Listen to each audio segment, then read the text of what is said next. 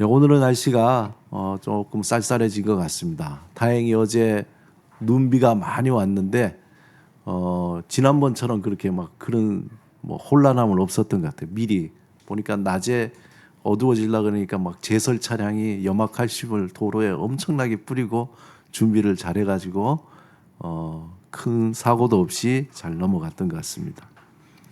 우리가 흔히 들었을 텐데요. 경제학에 그레셈의 법칙이라는 게 있습니다. 많이 들어봤을 텐데 악화가 양화를 구축한다. 이제 악화라 그러면은 나쁜 돈이죠. 그리고 양화라 그러면 좋은 돈. 그러니까 나쁜 돈이 좋은 돈을 밀어낸다는 게. 다시 말해서 질 나쁜 화폐가 질 좋은 화폐를 몰아낸다라는 그런 경제적인 그런 법칙인데 사회학에도 이거하고 비슷한 말이 있습니다. 이론이 있는데 깨진 유리창 이론이라는 거예요. 깨진 유리창 이론. 한 번씩 들어보셨죠? 건물의 유리창 하나가 이렇게 깨진 채 방치되어 있으면은 그걸 갈아 끼우지 않고 있으면은 그 깨진 유리창 그것이 하나의 신호가 돼서 마치 더 많은 유리창이 깨져도 그냥 방치가 되고 결국 그 지역 전체가 무질서하고 범죄로 물들게 된다. 비유적인 겁니다. 그래서 어떤 사회적인 문제가 있는데 그 문제를 해결하지 않고 그대로 방치하게 되면은 그것이 도미노처럼 꼬리에 꼬리를 물고 사회적으로 대혼란을 가져오게 된다라는 그러한 이론입니다. 하나님께서 천지를 창조하시고 완벽하게 창조하셨는데 에덴 동산도 인간의 첫 번째 범죄가 깨진 유리창처럼 시작이 된 거예요. 그 에덴 동산에서 선악과를 하나님께서 먹지 말라고 했는데 아담과 하와가 불순종하여 그 선악과를 먹게 된 겁니다. 그 작은 불순종이 세상의 모든 질서를 균열을 가게 한 거죠.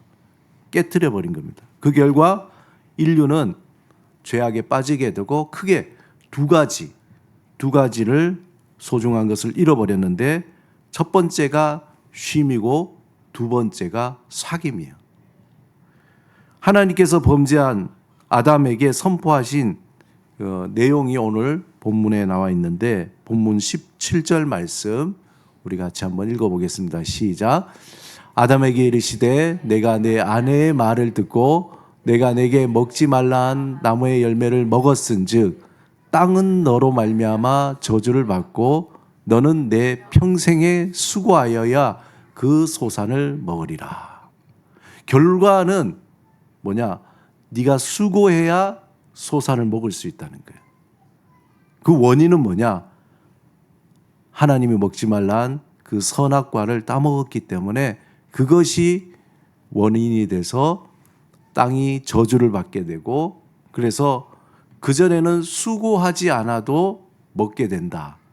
이 얘기는 일하지 않아도 먹게 된다라는 얘기가 아니라 수고하지만 그것이 수고인 줄 모르고 기쁨으로 알면서 그 소산을 먹었던 거예요. 그러나 그 이후에는 수고하는 내가 일하는 것이 나에게 괴로움으로 다가오는 겁니다. 이 말씀은 인간이 가장 근본적인 축복 바로 쉼을 잃어버린 거예요. 창세기 2장에 보면은 이 타락 이전에 아담이 에덴 동산에서도 경작을 했죠. 일을 했습니다. 그냥 놀고 있던 게 아니에요.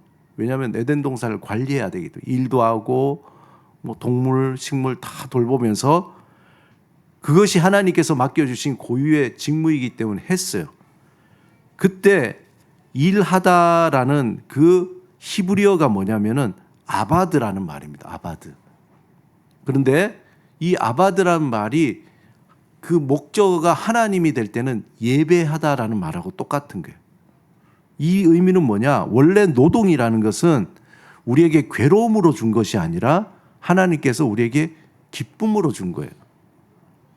우리가 농사를 짓거나 아니면 뭐 일을 하거나 이렇게 내가 몸을 써서 일을 하는 그 모든 활동은 우리에게 원래 하나님의 기쁨을 이걸 하면 할수록 기뻤던 거예요.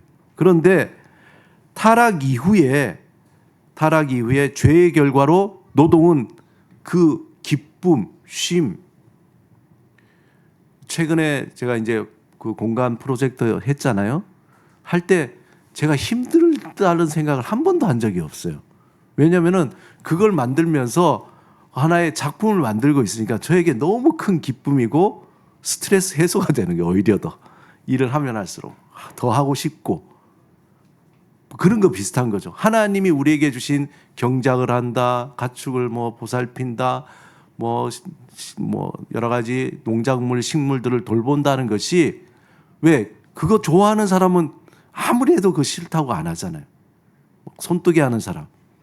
손뜨개 막 하면 정신없이 계속 하는데 남이 보기에는 도대체 저걸 왜 하나 하지만 그게 기쁘거든. 우리 민혁이가 남자인데 막 손뜨개 하는데 멋있더라고요. 그죠? 손뜨개 하는데 그 왜 하냐?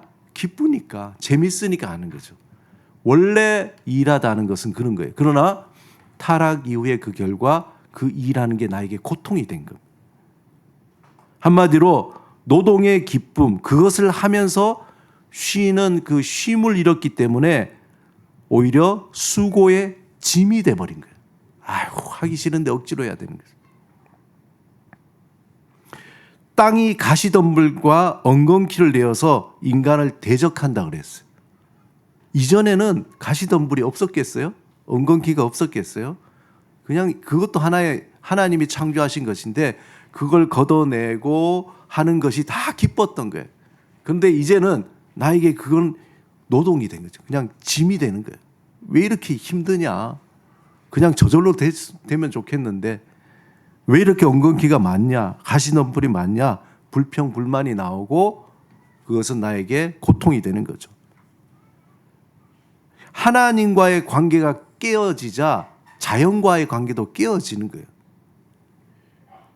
그 자연과의 관계도 파괴돼서 노동은 더 이상 기쁨이 아니라 고통이 되었고 땅은 순수히 열매를 내주지 않는 거예요. 저주를 받아서 내가 수고하고 그 이상의 막 애를 써서 일을 해야 열매를 내어주는 그런 서로 간에 어떻게 보면 적대적인 관계가 되어버린 거예요.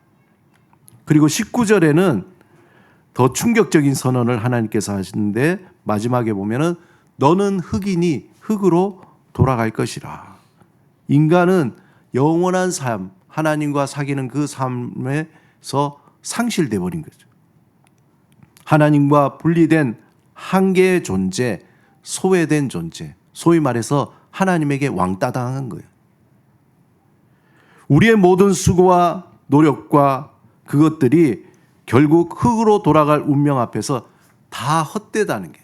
흙으로 돌아간다는 얘기는 뭐냐? 사실은 저 원문에는 흙의 티끌이에요. 흙의 티끌. 말하자면 우리가 만들어진 성경에서 그 의미는 뭐냐? 아무런 존재가 아닌 티끌과 같은 존재를 하나님께서 모으시고 거기에다 생기를 불어넣었더니 그다음 생명, 인간이란 존재가 되었다는 게. 이게 뭘 상징합니까? 원래 우리는 아무런 하나님과의 관계가 없으면은 먼지와 같은 그냥 무의미의 존재가 되는 거예요. 거기서 아무리 수고를 하든 뭘 하든 그 결과는 뭡니까? 허무가 남는 거예요. 허무. 아무리 노력하고 다 했는데 다 티끌과 같이 다 손에 잡히지도 않고 날아가 버리는 삶이 되는 거예요. 그것이 뭔가 뭉쳐지고 의미가 되고 그것이 뭔가 생명력 있는 것이 되기 위해서는 하나님과 관계가 연결이 돼야 되는 거예요.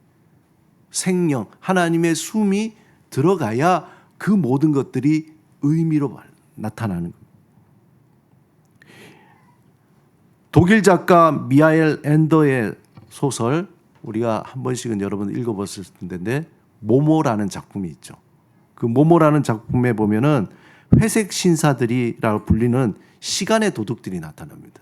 시간의 도둑들이 어느 날 마을에 와가지고 그들은 재단사, 이발사, 식당 주인 굉장히 즐겁고 행복하게 일하던 그런 사람들에게 다가가서는 이렇게 속삭여요. 당신은 시간을 너무 지금 낭비하고 있는 거야. 이렇게 일해서는 돈을 못 벌어. 시간을 절약하면은 쪼개 쓰고 그리고 더 열심히 일을 하면은 부유해지고 성공할 수 있다. 이렇게 속삭인 거예요. 그러자 그 소설 속의 이발사 푸시는 이 말을 듣고 아 맞아. 우린 너무 게으른 것 같아. 너무 여유롭지 않아? 이 시간을 막 쪼개가지고 그렇게 일해야지. 그런 마음으로 내가 일을 하면은 부유해지고 성공할 거야. 그 생각에 그분은 예전에 손님들과 이발할 때 뭐 이런저런 얘기도 나누고 미주알 고잘 이렇게 했던 모든 것들 시간이 아까우니까 축소시키는 거예요. 그리고는 막 이발하는 데만 열심히 하는 거죠. 그가 예전에 손님들과 이야기를 나누면서 천천히 머리를 깎아 주었던 것들이 이제는 시간을 절약하기 위해서 말없이 그냥 기계적으로 깎는 거예요. 자, 손님 됐습니다. 그 다음 손님 됐습니다. 그런 식으로. 그리고 아이들과 놀아주던 시간, 친구들과 담소하던 시간, 느긋하게 그가 보냈던 그 시간들에 대해서 이제는 아깝다고 생각한 거예요. 산책의 시간, 그 모든 것을 다 없애고 일하는 데 집중한 거예요. 왜? 그렇게 시간을 쪼개서 일을 하면 내가 부유해지고 성공할 걸로 생각했습니다. 그래서 그는 전보다 2배 더 많은 일을 하게 되었어요. 그런데 삶의 기쁨은 사라지고 그의 얼굴에는 웃음이 사라지고 가슴속은 더 자꾸 공허해지기 시작한 거예요. 소설은 이렇게 말합니다. 시간을 절약한 사람들은 절약한 시간을 어디에 두었는지 찾을 수가 없다는 거예요. 흥미롭지 않아요? 내가 막 절약을 했는데 그 절약한 시간은 어디로 갔는지 없어졌어요. 시간은 절약되었지만 오히려 삶은 더 궁핍해지고 마음은 더 메말라 갔다는 거예요. 그래서 회색 신사들은 사람들이 절약했다고 생각한 그 시간을 그들이 다 빼앗아 가버린 거예요. 그러니까 내 시간을 그들에게 다 빼앗기고 나는 더 공허해지는 거죠. 관계와 사랑과 기쁨의 시간들을 그들이 다 빼앗아 가버린 거죠. 이 소설을 읽다 보면은 우리 현대인들의 삶이 그런 게 아닌가라는 생각을 하게 됩니다. 현대인들은 끊임없이 일하고 달려가지만 진정한 쉼을 누리지 못하는 거죠. 퇴근 후에도 스마트폰 보면서 직장에서 연락 오면 그걸 또 해결해야 되죠. 주말에도 마음 한편에는 월요일 날 어떻게 또 회사 갈까 그런 생각에 불안하죠. 휴가 가서도 여러 가지 일들 때문에 바빠집니다. 또 시간을 보내서 열심히 일하면 갔다 오니까 더 피곤해. 피곤해서 또 힘들어지는 거예요. 많은 사람들이 번아웃을 경험하는 거예요. 번아웃. 다 타버린 거예요. 너무 열심히 일하다 보니까 하루하루가 번아웃입니다. 그런데 열심히 일해도 내 마음에 만족이 없어요. 성공을 해도 여전히 공허함만 남는 겁니다. 왜 그럴까?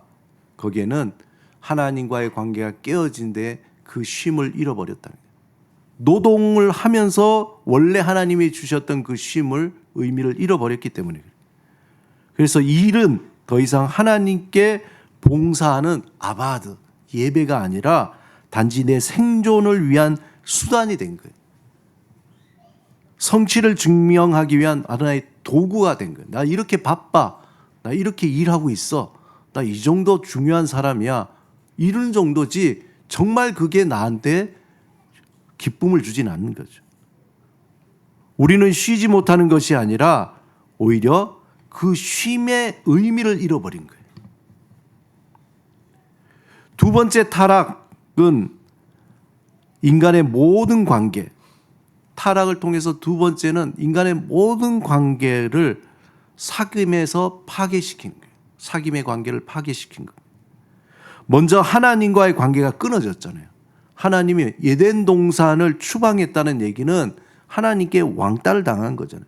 하나님과 아무런 관계가 없는 그러한 고아처럼 떨어져 나가버린 거예요. 죄를 짓기 이전엔 아담과 하와가 표현해 보면은 벌거벗었으나 부끄러워하지 않았다. 이 의미가 어떤 거예요? 성경에는 그렇게 기록되어 있는데 이 의미는 하나님과의 친밀한 사귐 속에서 내 온전한 자기 정체성의 평안을 누렸다는 거예요. 내가 어떤 모습이든지 간에 부끄럽지 않은 거예요. 나는 나로서 귀하고 소중하고 나로서 사랑받고 그냥 무엇이 없어도 그냥 나는 하나님께 사랑받기 때문에 나와 함께하는 누군가, 하와이든 또 아담이든 누군가에 대해서 내가 부족함이 없는 거예요. 그냥 나로서 기쁜 것. 하나님과의 친밀한 사귐 속에서 온전한 자기 정체성을 갖게 되고 마음이 평안하니까 그 관계를 누렸던 거예요. 그러나 범죄 후에 그들의 눈이 밝아졌다는 얘기는 내가 뭐가 없네? 뭐가 부족하네? 비교라는 게 생기게 된 거예요. 부끄러움을 느끼고 무화과 잎으로 가렸다는 것은, 그리고 하나님의 낯을 피하여 동산나무에 숨었다는 것은 하나님과의 관계가 끊어지니까, 하나님으로부터 오는 그 사랑을 받지 못하고 끊어지니까 부끄러움과 두려움과 그리고 인간의 그 마음 깊은 곳에 자리 잡은 여러 가지 외로움, 부족함, 결핍, 이런 것들이 내 눈에 들어오기 시작한 거예요. 오늘날 우리도 여전히 이 부끄러움과 공허함을 감추기 위해서 나만의 무화과를 자꾸 덮잖아요. 뭔가 학력의 무화과, 뭐 경제의 무화과, 뭐 명품의 무화과, 우리 수많은 무화과로 나를 덮으면서 나의 부끄러움, 나의 부족한 것들, 남이 보면 안 될 그런 것들로 우리는 가리려고 하죠. 보이지 않는 하나님의 자리를 보이는 하나의 우상으로 대처를 하게 됩니다. 그게 가장 크게 뭡니까? 돈이요, 명예요, 세상적인 성공이라는 거예요. 우리는 무화과 잎처럼 세상의 그 무엇으로 자기를 가리고 그것이 없으면 낙심하고 절망하게 되죠. 그리고 인간과의 사귐이, 진정한 사귐이 깨져버린 거예요. 늘 비교하고 또 그 사람과의 관계가 사귐 관계보다 거래적인 관계로 자꾸 바뀌어지게 되는 겁니다. 창세기 3장 16절에 보면은 또 하나는 여자에게 임한 저주가 너는 남편을 원하고 남편은 너를 다스릴 것이다. 요 의미는 뭐냐? 관계의 불평등에 대한 선포예요. 이게 꼭 남녀의 관계가 아니라 성경이 주는 그 메시지는 뭐냐면은 모든 인간 관계가 하나님이 주신 진정한 사귐의 관계가 아니라 거래적 관계, 상하의 관계, 또한 내가 어떤 나의 유익을 위한 관계로 깨어져 버렸다는 거예요. 그러니까 관계가 뒤틀려져 버린 거죠. 진정한 만남이 없으니까 늘 우리는 경계하게 되는 거예요. 저 사람이 나에게 유익이 있을까? 저 사람이 나에게 손해를 끼치지 않을까? 이런 것에 관심이 있고, 어떻게 하면 내가 저 사람을 이용해서 나의 만족을 더 누릴까? 이런 것들이 세상의 관계가 돼버린 거예요. 거기에 대한 유명한 책이 마틴 부버의 나와 너라는 책이잖아요. 나중에 한번 여러분들 꼭 그 책을 한번, 얇은 책이에요, 한번 읽어보시면은 우리의 관계는 깨어진 관계가 된 거예요. 이 깨어진 관계, 인간관계 이후에 극명하게 나타난 성경의 그 사건이 하나 있잖아요. 뭡니까? 가인의 살인사건이에요. 인류 최초의 가족 살인사건이 일어난 거예요. 형이 동생을 죽인 사건이 일어났다니까요. 왜 일어났습니까? 그 관계가 사귐의 관계가 아닌 거래적 관계로 깨어졌어요. 그것을 상징적으로 보여주는 거예요, 성경에서. 모든 인류 역사의 불화, 고통의 근원들이 이제 막 시작이 되는 거예요. 깨진 유리창처럼 아담과 하와가 불순종한 그것을 통해서 하나둘씩 깨지고 부서지고 점점점 더 심화되는 거죠. 현대인들은 그 어느 때보다 많은 사람과 연결되어 있잖아요. SNS 친구는 수백 명이고 메신저로 실시간 통화가 가능합니다. 그러나 역설적이게도 우리의 기쁨은 더 깊어지는, 외로움은 더 깊어지는 거예요. 수많은 사람 속에서도 진정한 나를 이해해 준 사람이 없다고 느끼는 거예요. 가족이 함께 식사하면서 각자 스마트폰을 들여다보면서 옆에 있어도 마음은 멀리 있는 거죠. 저희 가족도 어느 순간에 예전에는 스마트폰 보면은 막 덮으라고 막 하다가 요즘에는 뭐 이렇게 갬플 하자 그래. 어느덧 그게 받아들여지는 게 왜? 다투기 싫으니까. 우리들의 모습이 돼버린 겁니다. 우리의 관계는 점점 그러니까 피상적으로 표피적으로 되는 게 깊이 사귀는 게 아니라 왜? 서로 상처받으니까 그냥 요 정도까지만 요까지만 우리가 허용하는 거죠. SNS에 올린 화려한 모습으로 서로를 평가하고 좋아요, 댓글 숫자로 자기의 가치, 구독자가 몇 명이다, 나는 지금 팔로워가 몇 명이다, 이걸로 내 가치를 매기기 시작하는 거예요. 진정한 나를 드러내기보다는 보여주고 싶은 나를 자꾸 연출하는 거예요. 보여주고 싶은 나를 자꾸 연출해요. 마치 아담과 하와가 무화과 잎으로 자신을 가렸듯이 우리도 나만의 가면을 자꾸 쓰는 거죠. 더 안타까운 것은 교회 안에서도 이런 모습들이 나타난다는 겁니다. 신앙의 공동체 안에서도 진솔한 사귐보다는 오히려 내가 보여주고 싶은 것으로 형식적인 인사가 오가고 서로의 아픔과 연약함을 나누기보다 그냥 잘 포장된 간증만이 남는 거예요. 잘 살고 있어요. 은혜 가운데 살고 있습니다. 그렇게 이제 넘어가는 거죠. 우리의 사귐의 본질적인 그 본질은 잃어버린 채 관계의 겉모습만을 유지하면서 살아가려고 하는 거죠. 우리가 오늘날 겪는 수많은 사건, 사고, 범죄, 고통 이것들이 결국 하나님을 마음에 두기 싫어하는 거기서 시작된 거예요.